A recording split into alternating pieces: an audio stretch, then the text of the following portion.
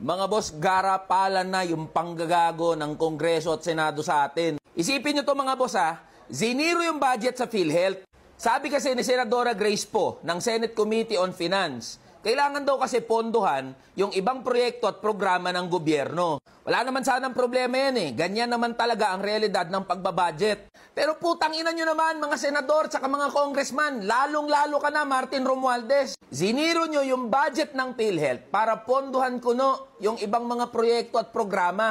Tapos mababalitaan namin, nilagay nyo, binalik nyo yung 26 billion pesos na pondo ng AKAP. E alam naman namin lahat na gagamitin nyo yung ayuda para sa Kaposang Kita program para sa 2025 elections. Sige nga, sino ang may access at sino ang may say sa pamimigay ng AKAP program?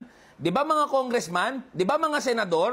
Kaya nga 21 billion yung nilagay nyo sa Kongreso, tapos 5 billion sa Senado. Tanungin namin kayo mga congressman tsaka mga senador, mas mahalaga yung AKAP kaysa sa kalusugan ng mamamayang Pilipino, lalong-lalo na ng mga manggagawa na buwan-buwan nagbibigay ng kontribusyon para sa PhilHealth. Nakita nyo na ba ano itsura ng mga public hospital? Nakita nyo na ba gaano karami yung mga pasyente na pumipila dyan araw-araw? Alam nyo ba kung gaano kalimitado yung mga serbisyo na na-access ng mga pasyente dyan sa PhilHealth? Baka nga di nyo alam yan eh. Sure kami, hindi nyo alam yan. Kaya nga yan ang ginawa nyo. Prioritize nyo yung proyekto nyo kaysa ponduhan yung PhilHealth.